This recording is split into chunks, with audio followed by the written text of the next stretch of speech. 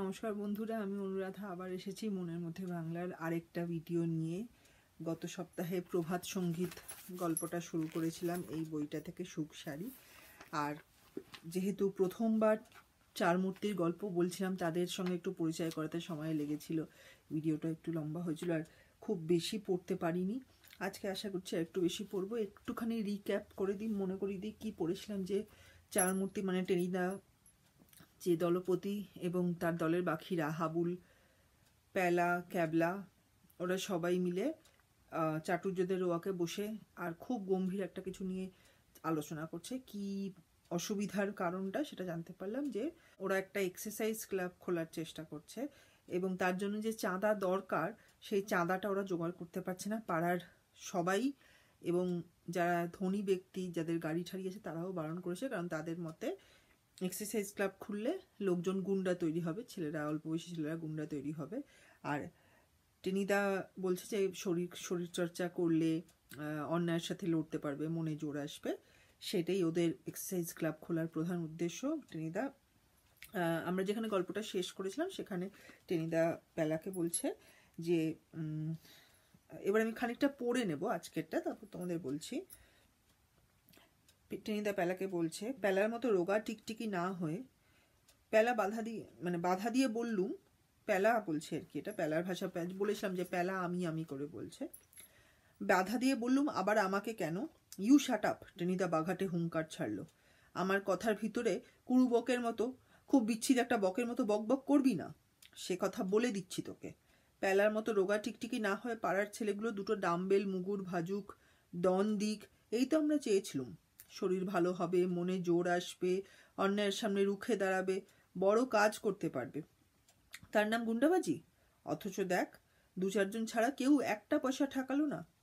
আমরা নিজেরা চাঁদা টাদা দিয়ে দু একটা ডাম্বেল টাম্বেল কিনেছি, কিন্তু চেস্ট এক্সপ্যান্ডার, বারবেল, মানে এতটাতে বোঝা যাচ্ছে যে টেনিদা প্যালাকে এমনি সবাই, মানে টেনিদা এবং একে অন্যকে সবাই ভীষণ ভালোবাসে, স্নেহ করে। সেই থেকেই টেনিদা বলছে যে প্যালার মতো রোগা ভোগা শরীর টিকটিকির মতো, টিকটিকির সাথে তুলনা করেছে, কিন্তু সেটাও মজা করেই, এবং বলছে প্যালার মতো রোগা ভোগা শরীর না হয়ে যদি শরীর চর্চা করে সবাই, তাহলে সবার মনে শক্তি আসবে, অন্যায়ের বিরুদ্ধে তারা লড়াই করতে পারবে, সর্বোপরি একটা ভালো হবে সবার জন্য। হ্যাঁ, এরকম একটা ভালো কাজ করতে চেয়েছিলাম, কিন্তু সেটাকে লোকজন বলছে না, গুন্ডা তৈরি করা হচ্ছে, গুন্ডাবাজি হচ্ছে।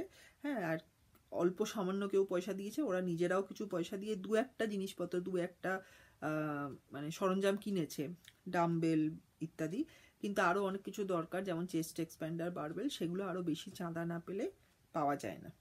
এইটা বললো আর কি টেনিদা। এবার একটুখানি একে অন্যের মধ্যে কথোপকথন হচ্ছে। ক্যাবলা আবার চুইংগামটা চিবোতে আরম্ভ করলো। ভরাট মুখে বলল, কেউ পাত্তাই দিচ্ছে না। হাবুল মাথা নাড়লো, দিব না, ক্লাব তুইল্লা দাও টেনিটা। তুলে দেবো? কভি নেহি। টেনিদা সারা মুখে মোগলাই পরোটার মতো একটা কঠিন প্রতিজ্ঞা ফুটে বেরোলো। চাঁদা তুলবই। ইউ প্যালা, আতকে উঠে বললুম, আমাদের নিয়ে তো খুব উষ্টুম ধুষ্টুম গপ্প বানাতে পারিস, কাগজে ছাপা টাপাও হয়, একটা বুদ্ধি টুদ্ধি বের করতে পারিস নে? মাথা চুলকে বললুম, আমি আমি হ্যাঁ হ্যাঁ তুই তুই। টেনিদা কটাং করে আমার চাঁদিতে এমন একটা গাঁটটা মারলো যে ঘিলুটুলু সব নড়ে উঠলো একসঙ্গে। আমি কেবল বললাম, ক্যাক। ক্যাবলা বলল, ওরকম গাঁটটা মারলে তো বুদ্ধি বেরোবে না, বরং তালগোল পাকিয়ে যাবে সমস্ত। এখন ক্যাক বলছে, এরপরে ঘ্যাক ঘ্যাক বলতে থাকবে আর ফস করে কামড়ে দেবে কাউকে। গাঁটটার ব্যথা ভুলে আমি চটে গেলুম। ঘ্যাক করে কামড়াবো কেন? আমি কি কুকুর? টেনিদা বলল, ইউ শাট আপ, অকর্মার ধাড়ি। হাবুল বলল, চুপ কইরা থাক প্যালা, আর একখান গাঁটটা খাইলে মেও মেও কইরা বিলাইয়ের মতো ডাকতে আরম্ভ করবি। অরে ছাইডা দাও টেনিদা, আমার মাথায় একখান বুদ্ধি আসছে। তো এই কথাটা আমি একটুখানি বুঝিয়ে দিই এখানটা। তো ওদের মধ্যে কথোপকথন হচ্ছে, প্যালা সবাই মানে হা হুতাশ করছে, যে কেউ কোনো ক্যাবলা বলছে কেউ কোনো পাত্তা দিচ্ছে না, কেউ ব্যাপারটাকে সিরিয়াসলি ধরছেই না। হাবুল একটু মানে দুঃখী বললো, ক্লাব তুলে দাও। তাতে টেনিদা আরও মানে দৃঢ় প্রতিজ্ঞ হয়ে গেল, মানে ডিটারমাইন্ড হয়ে বললো, কখনো তুলবো না। হ্যাঁ, তারপর প্যালার দিকে বললো, প্যালাকে বললো, তুই তো আমাদের নিয়ে গল্প লিখিস, যেটা আমি আগে বলেছিলাম যে প্যালা আমি আমি করে বলছে এবং প্যালাই গল্পগুলো লেখে, এটাই বোঝানো হয়। তো টেনিদা বলছে, তুই তো আমাদের নিয়ে অনেক রকম, এবার এখানে একটা মজার টার্ম হচ্ছে উষ্টুম ধুষ্টুম। হ্যাঁ, মানে এটা বাংলায় কখনো আগে ব্যবহার হয়েছে নাকি এটা অন্য কোনো দুটো শব্দর থেকে এসছে আমি জানি না, কিন্তু ভীষণ মজাদার। মানে উষ্টুম থুষ্টুম নারায়ণ গঙ্গোপাধ্যায় ব্যবহার করেছেন টার্মটা। মানে যা বুঝছি যে মানে উল্টো পাল্টা আর কি। হ্যাঁ, তো এটা হয়তো অরিজিনালি অন্য কোনো শব্দ আছে সেটা আমি জানি না, কিন্তু উষ্টুম থুষ্টুম পড়তে ভারী মজা লাগলো আমার। তো বলছে যে এরকম উল্টো পাল্টা গল্প লিখছিস, কাগজে ছাপাটাপাও হয়, তোর তো মাথায় অনেক ইমাজিনেশন আছে, তুই একটা কোনো মানে বুদ্ধি বার কর। তাতে তো বেলা আরো ভয় পেয়ে বললো যে আমি কি বলবো। হ্যাঁ, তখন টেনিদা ওর মাথায় একটা গাঁটটা মারলো, আগেকার দিনে মজা করে এই যে নাকল দিয়ে একটা মাথায় একটা টক করে মারা। হ্যাঁ, সেটাকে বললো, এবং মানে এমন জোরের পেলা বলছে, পেলার এমনি ডোগা বোকা মানুষ, তার পর টেনিদার গাঁটটা বলছে যে মাথার ঘিলু ঠিলু পুরো নড়ে গেছে, আর তার মুখ দিয়ে একটা এক্সপ্রেশন কি বেরোলো, আঁক। হ্যাঁ, তাতে ক্যাবলা বললো যে টেনিদা ওরম করে মেরোনো, মানে বাঁচাতেই চাইলো মজা করে, কিন্তু সেটাতেও মজা আর কি। শুধু সব কটা কনভারসেশনেই তোমরা দেখবে মানে ভীষণ মজা হচ্ছে, একে মজাদার মানে কথাবার্তা চলছে আর কি। হ্যাঁ, কাজ এগোচ্ছে, সব কিছুই চলছে, কিন্তু মানে পুরো ফ্লেভারটা কথাবার্তার পুরো মেজাজটাই মজাদার। তো বলছে যে ওরম করো না, ঘিলু আরো পাকিয়ে যাবে। আর তারপর মানে বলতে চাইলো যে এখন আঁক বলেছে, পরে কুকুরের মতো ঘ্যাঁক ঘ্যাঁক করে কামড়াতে আসবে। তাতে তো পেলা তার হিন্টটা বুঝতে পারলো, বলে হ্যাঁ আমি কি কামড়াবো কেন, আমি কি কুকুর। হ্যাঁ, তখন টেনিদা বললো চুপ কর, তুই কোনো কাজের নস। হ্যাঁ, তখন এইবার হাবুল একটা বুদ্ধি দিচ্ছে, বলছে যে আর মেরো না, ও এবার বিড়ালের মতো তারপর মেয়াও মেয়াও করবে। টেনিদা আমার মাথায় একটা বুদ্ধি এসছে, এবার দেখি আমরা যে কি বুদ্ধি এসছে। টেনিদা ভীষণ উৎসাহ পেয়ে ঢাকাই ভাষা নকল করে ফেললো, কইয়া ফেলাও। হাবুল বলল, আমরা গানের পার্টি বাইর করুম। গানের পার্টি মানে সেই যে চাঁদা দাও পুরোবাসী, চাঁদা দাও গো পুরোবাসী, আর শালু নিয়ে রাস্তায় রাস্তায় ঘুরে বেড়াবো। টেনিদা দাঁত খিচিয়ে বলে, আহা, কি একখানা বুদ্ধিই বের করলেন। লোকে শেয়ানা হয়ে গেছে, ওতে আর চিড়ে ভেজে সারাদিন ঘুরে ঘুরে হয়তো পাওয়া যাবে 32টা নয়া পয়সা আর 2খানা ছেঁড়া কাপড়। দূর। মানে হাবুলের প্ল্যানটা কি, যে ওই প্রভাত ফেরির মতো ওরা যেন প্রভাত সঙ্গীত গেয়ে বা কোনো রকম গান গেয়ে পাড়ায়, প্রভাতেই বলেনি, বলছে যে আমরা পাড়ায় পাড়ায় গান গেয়ে বেড়াবো, আর গান গেয়ে গিয়ে লোকের কাছে চাঁদা চাইবো, তাতে হয়তো লোকজন পয়সা দেবে। তখন টেনিদা বলছে দূর, লোকজন এখন মানে ওটা ওকে তখনই নাকচ করে দিল, বলছে যে এটা কোনো কাজেরই মানে আইডিয়া নয়। লোকজন আজকাল এইসব গান শুনে কোনো মানে তাদের মন গলে না, হয়তো সারাদিন ঘোরাঘুরি করবো এই পাড়া থেকে ওই পাড়া, হার্ডলি কিছু পয়সা পাবো। তো বলছে যে সারাদিন ঘুরে হয়তো কেউ একটু ভিক্ষা দেবে, 2টো ছেঁড়া কাপড় আর 32টা নয়া পয়সা, কোনো কাজেরই আইডিয়া নয়, দূর। কিন্তু এবার এইখানেই মোটামুটি আমরা শেষ করব। এইখানে থেকে নেক্সট মানে গল্পটার আসল মানে থিমটা আসছে। ক্যাবলা টকাত করে চুইংগামটাকে আবার গালের একপাশে ঠেলে দিল। Tenida, the idea. এবার ক্যাবলা কিন্তু এইখান থেকে যে আর মানে একটা আইডিয়া পেয়ে গেছে, যে হাবুলের যে এই একটা মানে সাজেশন, তার থেকে যে আসল কোন আইডিয়াটাকে কার্যকরী করা যায়, তার থেকে কি কাজের কাজ করা যায়, সেটা যেহেতু ক্যাবলা মাথায় এসছে, এটা আমরা পরের সপ্তাহে জানবো। ক্যাবলা তো সবচেয়ে বুদ্ধিমান মোটামুটি, এবং সবাই ওর কথাটা মানে ওদের দলে সবাই ওর কথা মন দিয়ে শোনে মানে। হ্যাঁ, তো এইবার আমরা পরের ভিডিওতে জানতে পারবো যে সেই আইডিয়াটা কি। হ্যাঁ, হাবুলের সাজেশন থেকে ক্যাবলা কি চেঞ্জ করে, টেনিদা কি চেঞ্জ করে, তারপর ওদের কাজে লাগে কিনা, এবং ওদের প্রবলেমটা মানে চাঁদার সমস্যা এক্সারসাইজ ক্লাবে সেটা সলভ হয় কিনা, সেটা আমরা পরের দিন দেখব। আপাতত এইটুকু, আর আমি এটা এখন ইংলিশটা পড়ে নিচ্ছি।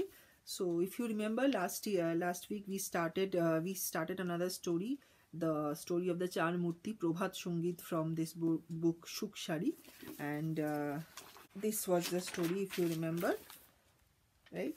So we remember that the 4 team members were sitting in a very somber mood in the front veranda of Chatterjee's, and were discussing the problem, which we found out that they wanted to start an exercise club and they needed donations for it, but none of the neighbors, like hardly anybody, did provide them any suggestion because for the neighbors, like opening an exercise club would be equivalent to supporting training of goons. So that was the problem, and they were thinking what's the next step, how to start this exercise club.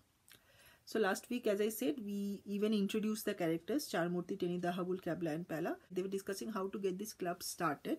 Now Tenida wanted to say, where we ended was that Tenida wanted to say that instead of the thin lizard-like bodies similar to Pala, who's the weakling of the group, people should focus on developing well-built bodies so that they can feel strong mentally and physically, revolt against wrongdoings, and engage in like big, like major jobs in life.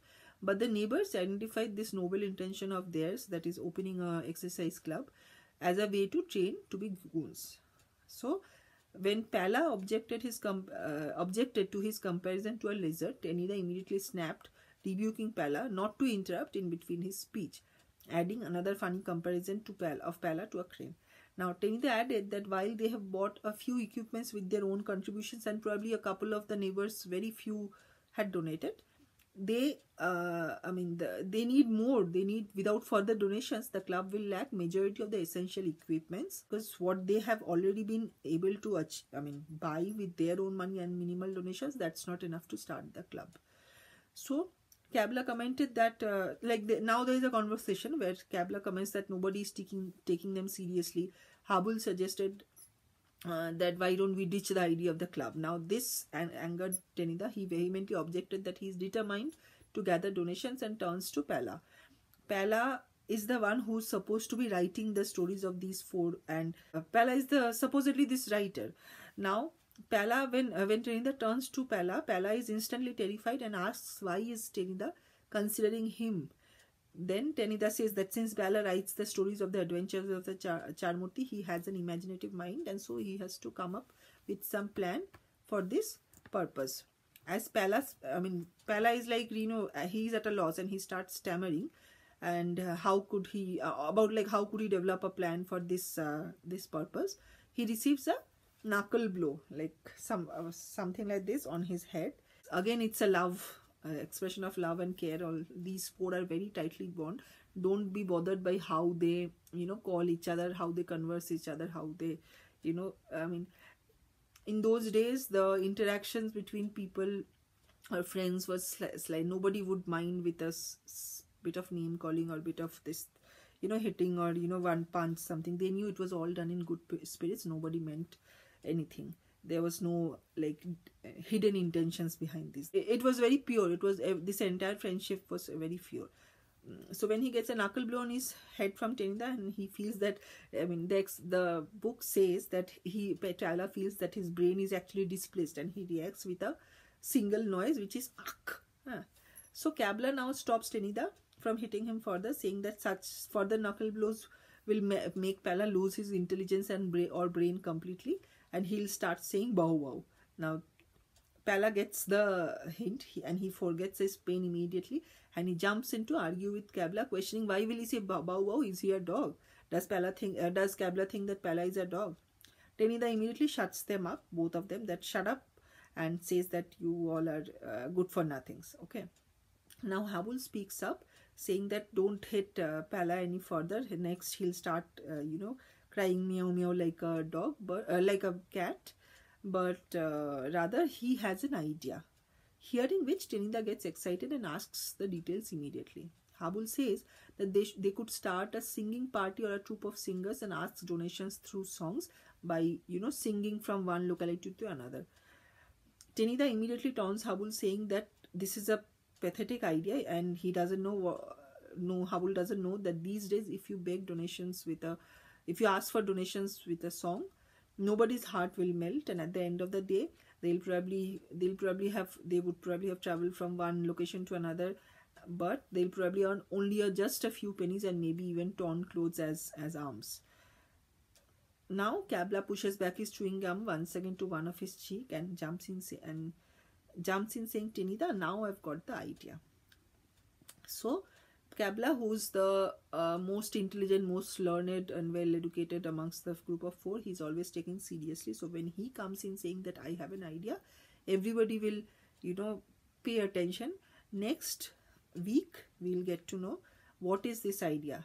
So we have to wait for the next part of the story, see how his idea can actually take forward this story, how if it does help their purpose, if it does solve their problem, whether their exercise club gets up and running or not. So we have to wait for next week. So as I say, wait for next week. I'll see you all, and take care, stay happy, love Bengali. Try to, if you can actually someday read these stories, that flavor is immense. That is another enjoyable experience altogether. So take care, as I say, like, share, subscribe, comment, stay well, bye. তো ইংলিশটা আমার শেষ হলো, আর বাংলাটাও তো আগেই করেছি। আগামী সপ্তাহে জানতে পারবো যে ক্যাবলার সাজেশনটা কি, ক্যাবলার আইডিয়াটা কি, সেটাতে গল্পটা কিভাবে এগোচ্ছে। তোমরা সবাই ভালো থেকো, সাবধানে থেকো, আরও বাংলা পড়ো, বাংলা শুনো, বাংলাকে ভালোবাসো, আর লাইক, শেয়ার, সাবস্ক্রাইব, কমেন্ট, সবাই আনন্দে থেকো। পরের সপ্তাহে আসছি আবার চারমূর্তির এই গল্পের তৃতীয় ভাগ নিয়ে। টাটা।